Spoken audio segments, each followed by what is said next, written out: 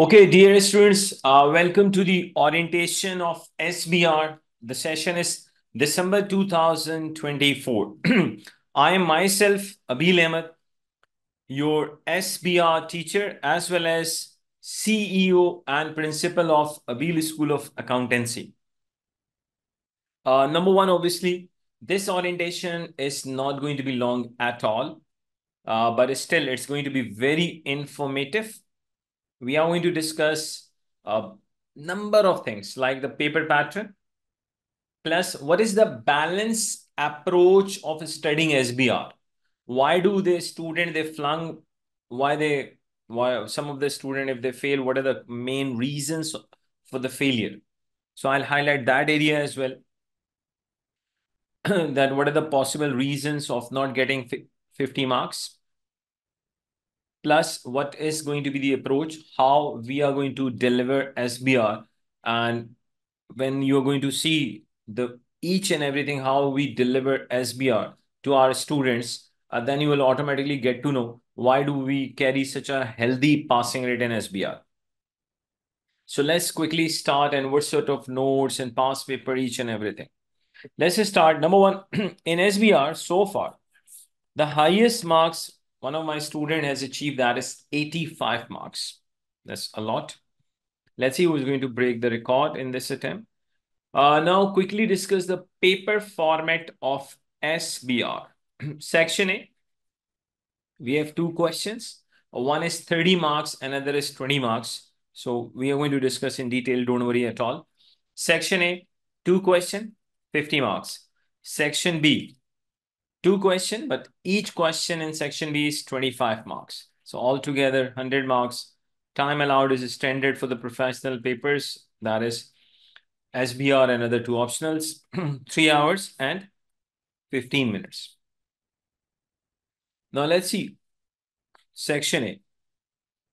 When we say question 1, which has 30 marks, so the question is it going to be pure numerical 30 marks question? The answer is no. How examiner is going to ask the consolidation question? That is very interesting. Number one, out of this 30, you will find a numerical area ranging between 10 to 14 marks only. And that area actually needs pure calculation. So basically, in case of question 1, group accounting, there will be a pre-populated spreadsheet given to you, and that will require obviously adjustment and ranging the marks minimum 10, maximum 14. Basically, due to this introduction of pre-populated spreadsheet, that is my experience, and it has proven as well many times my students that due to this pre-populated spreadsheet now, basically handling this SBR consolidation question has become far more easier than the previously they used to ask. Because you will be given, for example, SOFP, and you will be just need to, for example, calculate NCA. And once you have calculated the value of NCA, go and put that value of NCA. Let's say you are required to calculate the retained earning value. You have calculated, just place that value of the retained earning. So things have become easier, provided that you have seen all the lectures. But it is not only the calculation. Whatever actually you have calculated, normally relating to that, there will be a, I would say, discussion and explanation which you have to provide. The second part will be on that same question. You have to provide us you have to do the discussion and explanation, ranging between 20 to 16 marks. Obviously, if pure numerical marks are 10, then discussion will give you 20 marks. If the calculation area is 14 marks, then discussion will be 16 marks. But let me tell you one thing. If you have a really good grip on consolidation, number one, the pre-populated basically spreadsheet will not disturb you at all. And the second, explanation part of the consolidation is very easy, provided that you know the group accounting. So if someone is really good in group accounting, and out of 30, if you can manage, I would say if you can manage, if I go towards minimum, then 22 marks. any marks over and above 22 out of 30, they are really good. But at least you should be getting 22, if not at least 20. So if someone can get at least 20 marks out of 30, keep that in your mind. Now, question 2 in section B, that is 20 marks. Now, normally, what is the pattern of question 2 in SBR? Number 1 requirement will be the reporting implications. And second is going to be the ethical implication of a specific event in a given scenario. Normally, question 2 will be on ethics, but how do they ask the question on ethics? Definitely, you will be in a position to identify that the XYZ entity is not applying the applicable standards, or let's say applicable IFRS properly. Why would they be doing this? There's a reason. It means they are after some certain objectives. So it could be the pay rise. It could be, organization should look good. It could be to show the good performance of the entity so that the share price should not be affected. So number 1, you need to explain that it is not according to XYZ IAS. We're going against that particular IAS. So you have to properly give the explanation of the right treatment of that IAS and IFRS, and plus ethical involvement as well. Just a simple example. Let's say if you are a chartered accountant, okay? So, and being an accountant, you should not only be professionally competent, you should be ethical as well. Because those people, they are preparing financial statements. There are a number of stakeholders, there are a number of users of the financial statement, they are going to rely on that. So you have to be equally ethical as well. And to be very honest, question 2 is going to be one of the easiest questions normally. Why? Because if you have seen all the lectures, you have attended my live revision classes, you will be in a better position to identify that they are applying particular IAS or particular IFRS incorrectly. And obviously, once you have identified that, you can tell them a correct treatment as well as the ethics involvement.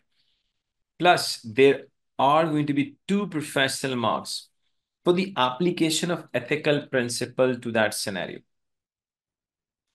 So question 2, out of 20, if you can get around, I would say 12 to 13 marks. See, if someone can get out of 50, at least I would say 30 marks. So in section A, if someone can get, I would say 30, at least out of 50, then you just need 20 more marks from section B to just pass the paper. Now, how it is easy to get, very easily you can get 20 marks from section B. In fact, you can get far more than that, obviously. And this is 20. I'm saying at least when an average student is attempting this paper. If you have seen all the classes, you have attempted my test. I'm going to discuss whatever the test. You have attended all the live revision classes, then you can easily get out of 50, somewhere I would say 38 plus marks. So if you can manage 38 plus marks out of 50, so obviously you're just close to pass. Now section B. Obviously in section B, question 3 as well as question 4 both are 25 marks question, but a very important point is in section A, there are 2 professional marks. In section B, there are also 2 professional marks. Now it is up to the examiner. Either the 2 professional marks examiner is going to give you in question 3 or in question 4. It's up to the examiner, but it will be mentioned. Don't worry at all. Now, what exactly do they ask in question 3 and in question 4? Basically, in question 3, if I just talk about question 3, mainly I would say it will be based on, obviously examiner can ask any IAS, any IFRS. Normally, what examiner does, obviously it's not a one examiner, there's an entire examination team. What do? They try to ask number of ISS and number of IFRSs in one question. So obviously there's one possibility you are having 5 different requirements, one each is having 5 marks. So generally, in question 3, there will be number of ISS and number of IFRSs, and it could be a combination of ISS plus IFRSs. So why I say that tackling question 3 is very easy, because you are not being asked 125 marks question on one IS. So normally what happens, examiner is going to ask a very small area on any particular IS. It could be 5 to 10 marks. Again, if you have a really good grip on IS, you can easily tackle that area. That will not disturb you at all. Now, when it comes to question 4, so question 4, I would say normally that is on current issue. Now, what do you mean by current issue? Basically, the current issue means now the current issue is only one. What is that? What investor exactly wants to see in your financial statements? If I'm the investor and you have a company, so why would I invest in your company? So that is the biggest current issue nowadays. That is why. See, what investors want to see in your financial statements. What information do they need? This area is so important that recently ISB has introduced, they developed 2 standards, S1, S2, that is sustainability reporting. And both S1 and S2, both of the standards, they are in your SBR syllabus. And the good thing is, in a previous session, we spent a really good amount of time on S1, S2, and it was examined as well. And let me tell you one more thing. It is the history of ACCA. See, history could be, the future could be different than the history. But if I just talk about the history, that's the history of ACCA, and I would say it's the history of any chartered accountancy body.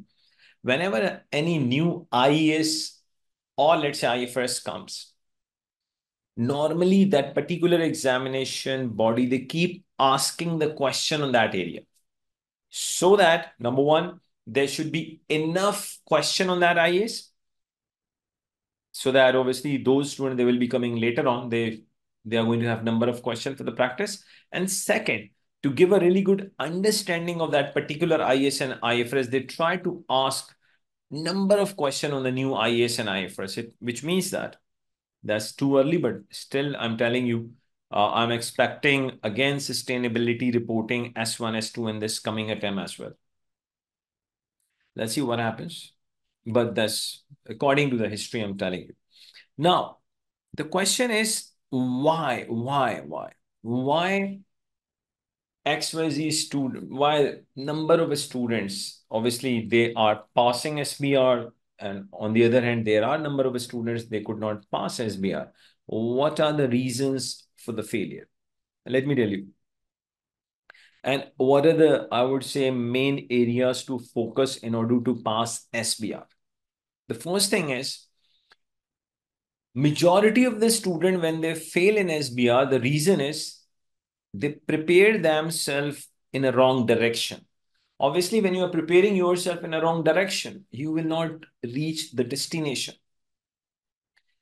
What do you mean by wrong way of preparing for SBR? The wrong way of preparing for SBR is, let's say you are a student and just focusing only on 2 to 3 areas.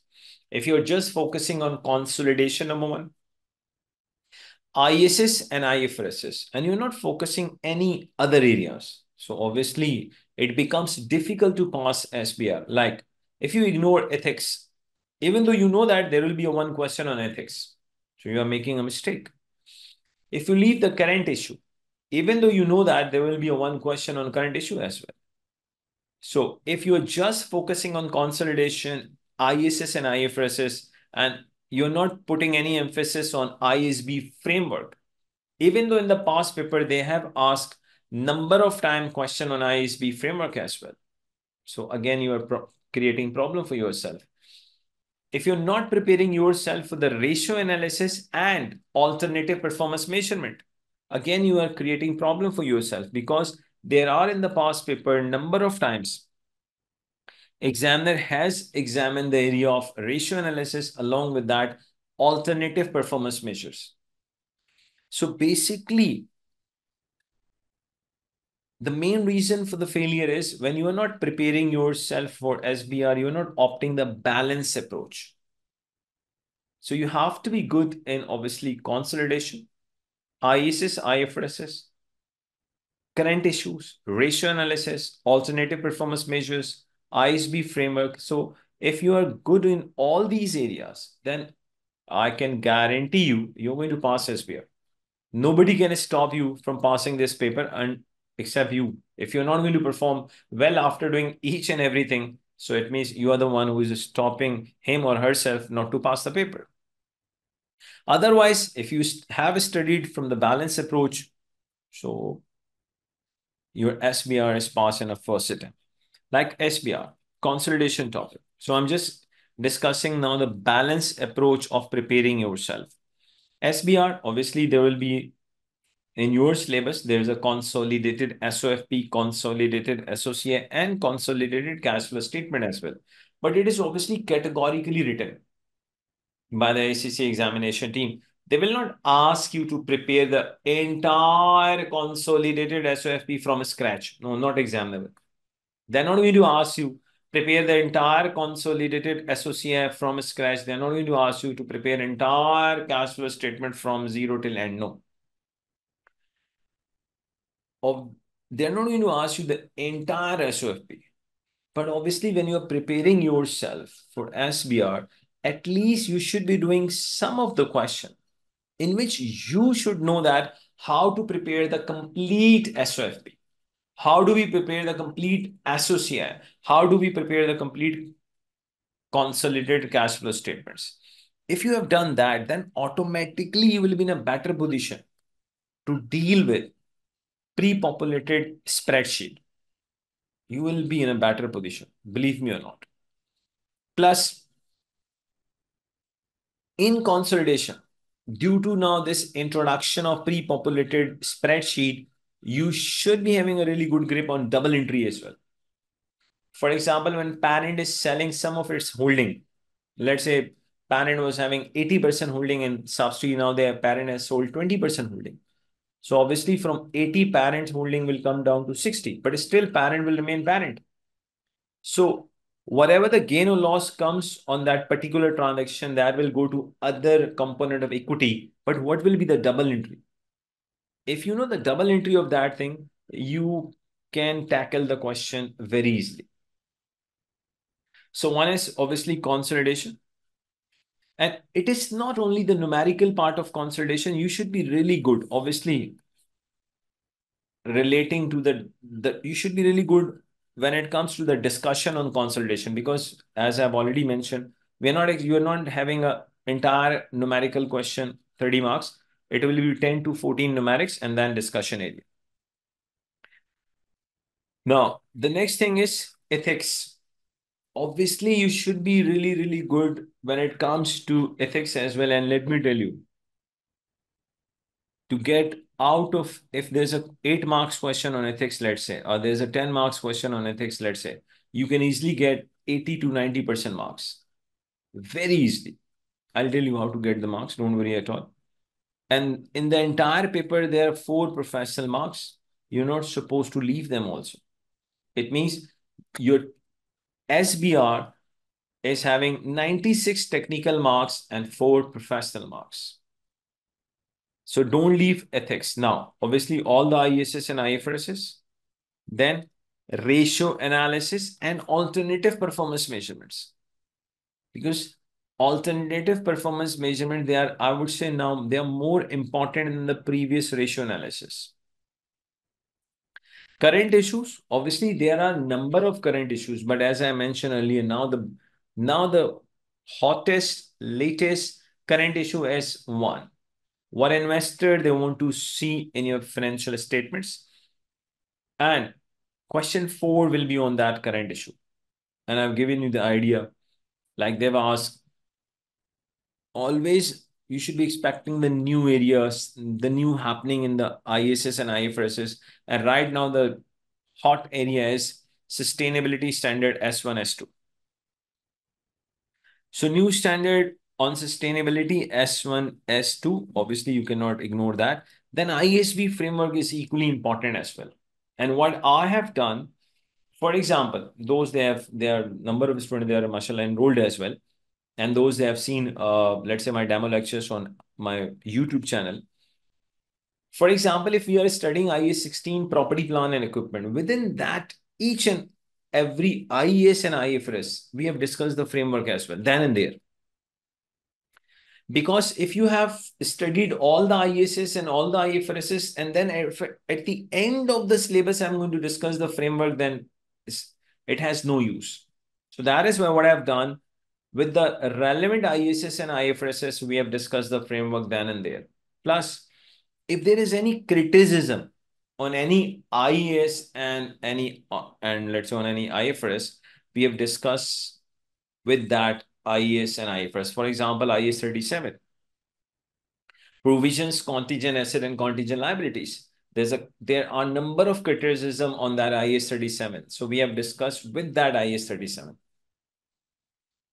So it means relating to any IAS and IFRS, if there is anything within the framework, we have discussed that. Plus, if there is any criticism on any IAS and IFRS, we have discussed that as well. Now, what exactly we offer you in SBR? That's very important. Let me quickly discuss that. Entire SBR means entire SBR within 90 lectures, 90. The good thing is where one lecture is just 45 minutes long, just 45 minutes. No. Okay. I'll come to this as well. Okay. Let me just explain this and then I'll take questions from you students. Don't worry at all. Entire SBR just within 90 lecture. The good thing is one lecture is just 45 minutes long, only 45 minutes on average. Because we strongly believe that video lecture should not be very long. Because when a video lecture goes, I would say even 1.5 hours, or student, they start losing the interest. 2 hours means a lot. I can guarantee you if there are 100 students, for example, and there's a 2-hour lecture, I would say at least 80 to 85% of the student after 1 hour, they just lose the interest. They will not have the same concentration. That is why 45 minutes is a very ideal time. And normally what happens, a student, they don't watch the lecture at my speed. They normally increase the speed. So 45 minutes normally it comes to, I would say, 35 minutes. So it means it's around one lecture is just 35 minutes. And that keeps motivating the student as well. After that, there will be practice videos, obviously relating to the recent past papers. Third, at least I'm going to conduct 10 tests and each test is followed by a proper video lecture. Now, when it comes to the step 3, students, you have to be, when we say that being an accountant, even you were a student, you are a potential chartered accountant, you have to be ethical. You have to be honest. When I'm saying attempt this test, so you have to attempt that test. Now you have to be honest. So 10 tests, just imagine if a student goes through all 10 tests, so chances of passing SBR, they will be very high.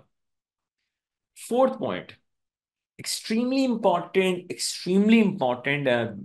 what to say, but still majority of the student, they don't avail that point. I don't know why, but it is extremely important. That is weekly live revision classes. Weekly live revision classes. And in weekly live revision classes, we have 2 objectives. One, to discuss the key ISS and IFRSs. Second, we also discuss the recent past papers through weekly live revision classes as well. Obviously, if a student misses due to any reason, that weekly live revision class recording will be available, the recording will be uploaded. But I would say when I'm conducting the live class, so you should attend that class because you are getting the opportunity. So I'll take your questions. Can you please? Okay, don't worry at all. Don't worry. So weekly live revision classes, they're extremely important. But obviously recording will be available, but I would say recording is not, when I'm conducting a weekly live revision class, you should take time to attend the weekly live revision classes. Now, admin is going to share two types of notes with you. One is detailed notes, another you will get the short notes as well. Obviously, both are important, but short notes towards the end of the, I would say, syllabus, or towards the near to the exam, short notes, they become very, very important. Finally, we do conduct mock, and you have to attempt the mock within 3 hours and 15 minutes. Yes, you will get the, when it comes to notes, admin is going to share notes with you directly. As soon as the student they get enrolled, admin they share the notes. Mock with a proper mock debrief. And for my enrolled students, something new is coming. And obviously, I'm going to disclose this, something new in my live revision classes. So students, just imagine, if you have seen all the lectures, practice videos, you have taken the live revision classes in which you have discussed important ISS and IFRSs with me, plus the recent past paper you have discussed with me, plus you have given 10 tests, you have attempted the mock. So to be very honest, I can guarantee you, you can easily pass this SBR. Now let me take few questions, and obviously if you have any other question, you can ask. Let me just, okay. One student, Shams, is asking, I have seen kit answer too long and descriptive. Do we need? Now, let me tell you one thing. Nobody is expecting from the students to produce the same volume, which you can see in the past paper answer or in the kit answers. Obviously, that particular volume is nobody can produce while sitting in examination hall. So now the question comes in obviously students' mind, then why do they write so much? Because they want to teach you. That's why they write so much. So obviously you're not supposed to write exactly the same volume, and because it is not doable. Because you are not supposed to write the same answer while sitting at home. You are required to write while sitting in examination hall. So same length is not required. Another question, how much we need to write for 7 marks, 7 points? So obviously this will be discussed in our live revision classes. Don't worry at all. How much to write for 7 marks, how much to write for 5 marks, don't worry at all. Another question is, all the material will be uploaded. Let me tell you, as soon as you are going to join, admin will share the notes, each and everything with you. Okay, another student is, when will the live revision classes held, sir? I'm settled in Syria. Okay, will free on weekends. And the good thing is, mostly we conduct our live revision classes on Saturday, Sunday. Okay, well explained, sir. What will be the timings of the live revision classes? Timings, I would say normally it is towards the end, I would say around, it could be, I think, somewhere 9 p.m. per Pakistan time, Sunday. And if I'm going to take class on Saturday, so the timing will be 10:30 p.m. Pakistan time. But mostly, first we utilize Sunday, mostly, and after that we introduce Saturday as well. Any other question, students?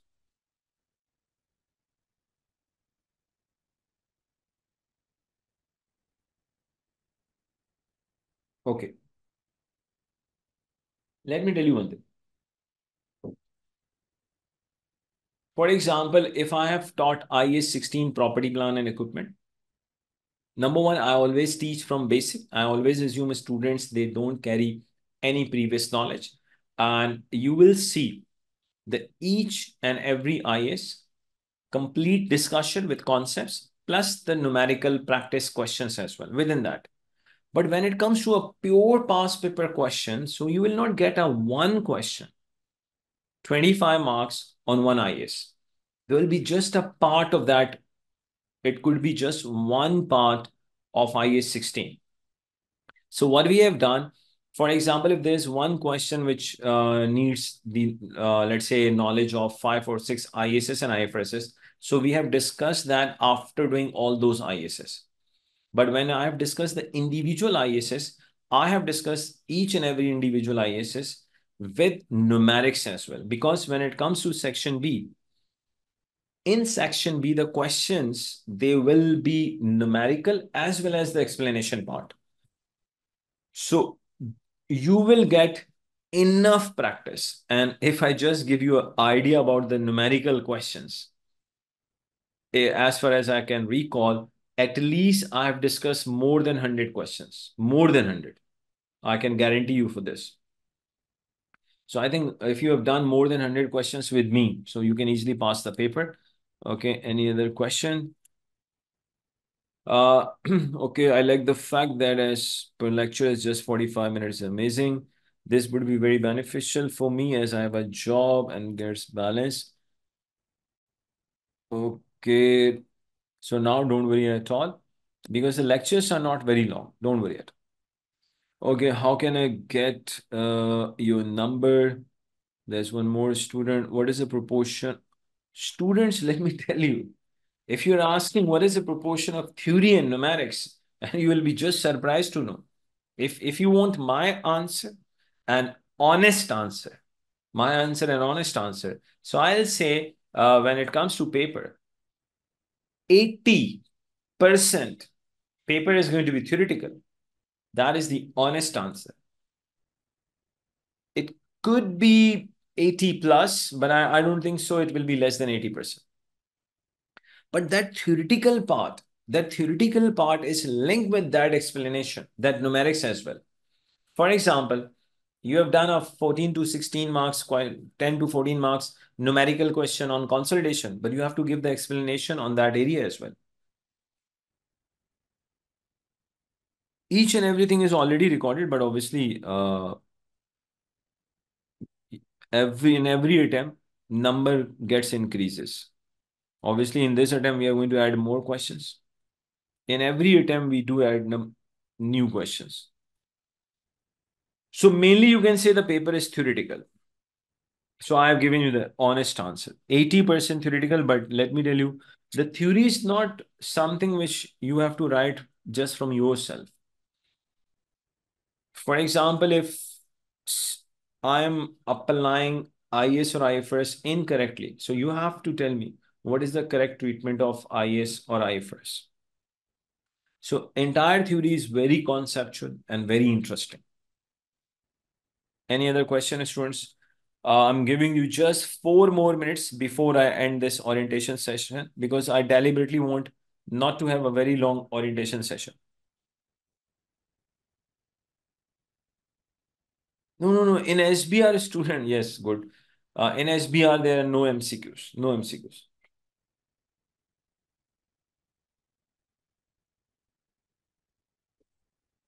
So any other question, students? We have 3 more minutes and let me quickly share numbers as well.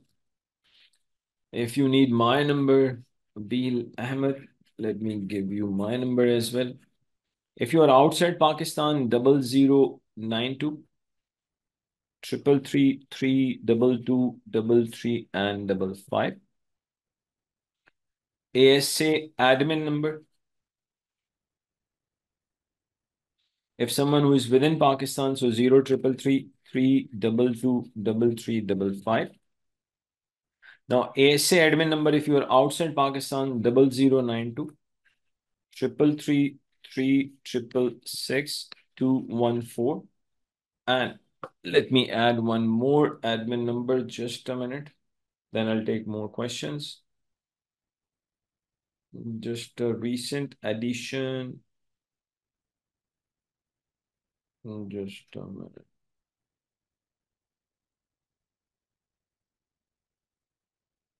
So if you are outside Pakistan, there's one more ASA admin number 0092 328 284 6117. Those that are within Pakistan, 0333 666 214 or 0328 284 6117. Students' time management approach will be discussed during the class. Don't worry at all. Each and obviously we can I cannot discuss each and everything in my orientation class. Students, just last minute, any other question before we end this orientation session? Thank you for the session. Okay, thanks a lot. Okay.